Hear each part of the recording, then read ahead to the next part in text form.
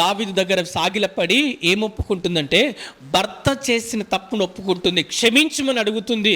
అయితే వినండి, ఈమె అబిగయలు నా భర్త చేశాడు, ఆయన శిక్షించబడతాడులే అని అనుకోవాలా. ఫ్యూచర్ని గ్రహించగలిగింది. ఏం కాబోతుంది, దావీదు వచ్చి నా భర్తను చంపుతాడు, తర్వాత ఏం జరుగుతుందని జ్ఞానంతో ఫ్యూచర్ని ప్రిడిక్ట్ చేసుకోగలిగింది, అవగాహనతో ఆలోచించగలిగింది. వెళ్ళి దావీదును పశ్చాత్తాపడింది. మృదువైన మాట ఏం చేస్తుందట, కోపాన్ని చల్లారుస్తుంది. ఎవరైనా కోపంతో ఉంటే మీరు చక్కగా మృదువుగా మాట్లాడితే కోపం చల్లారుతుంది. కానీ మన మాటలు ఎలా ఉంటాయంటే ఉన్న కొంచెం మంట మీద పెట్రోల్ పోసినట్టు ఉంటుంది. ఏమవుతుందో పెట్రోల్ పోస్తే చాలా బగ్గుమంటుంది కదండి. మృదువుగా మాట్లాడడం నేర్చుకోవాలా.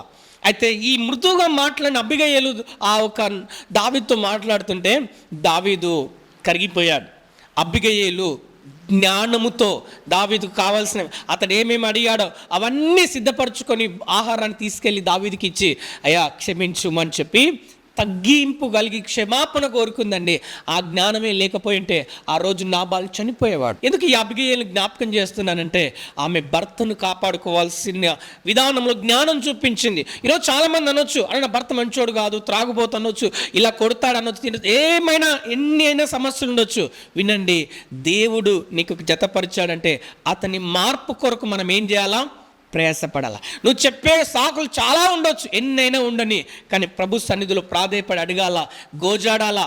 ఈమె ఇప్పుడు భర్త నిమిత్తమై దావీదుని ఎలా పశ్చాత్తాపడం అడుగుతుందో గోజాడాలా. ఏమని, నా భర్తను మార్చయ్యా, నా భర్తను సరిచేయ్యా, ఒక అద్భుతమైన ఆత్మీయునిగా మార్చుము అని మనం ప్రార్థన చేస్తే నా దేవుడు నీ ప్రార్థన వింటాడు. జ్ఞానంతో నువ్వేం చేయాలా, కుటుంబాన్ని కట్టుకోవాలా. ఈరోజు జ్ఞానం లేక చాలామంది కుటుంబంలో ఊడబెరుక్కుంటున్నారు, కాపులను కూల్చుకుంటున్నారు. సో మనము దేవుడు ఇచ్చిన జ్ఞానమును పొందుకొని ఏం చేయాలా, భర్తతో, భార్యతో, పిల్లలతో మనం కుటుంబంలో చక్కగా అందమైన తోటలాగా కుటుంబాన్ని మార్చుకోవాలి. ఇది దేవుని దైవ జ్ఞానంతో మాత్రమే సాధ్యం.